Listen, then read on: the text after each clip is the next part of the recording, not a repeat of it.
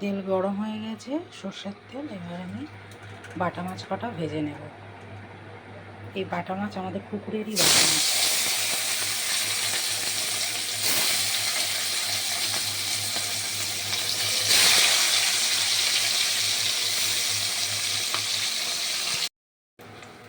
মাছগুলো ভাজা হয়ে গেছে, তুলে নেব।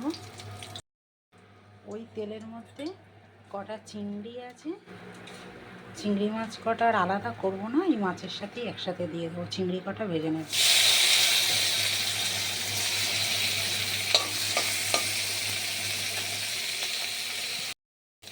চিংড়ি কটা ভাজা হয়ে গেছে, এবার আমি তুলে নেব।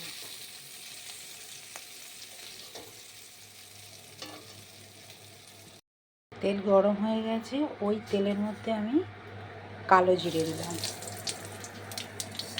এবার টমেটো দেব,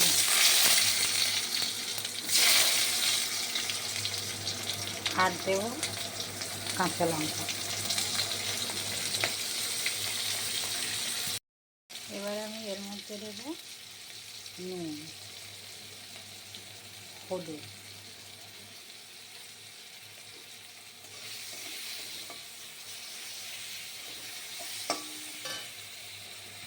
এবার আমি এর মধ্যে দেব সাদা সর্ষে বাটা। সর্ষের সাথে অবশ্য কাঁচা লঙ্কা বাটা আছে। এবার দিয়ে দেব জল।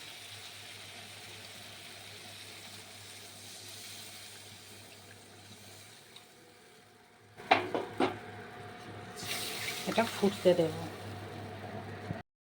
তরকারি ফুটছে, এবার আমি এর মধ্যে মাছ আর চিংড়ি ভেজে রেখেছিলাম দিয়ে দেব। এবারে দেব লঙ্কা,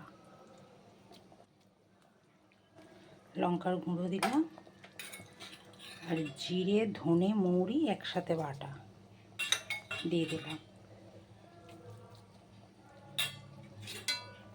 এবার আমি এটা আরেকটু ফুটতে দেব।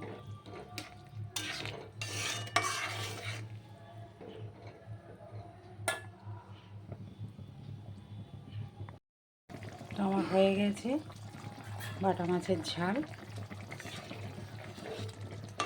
এবারে আমি ওপর থেকে একটু কাঁচা সর্ষের তেল দেব।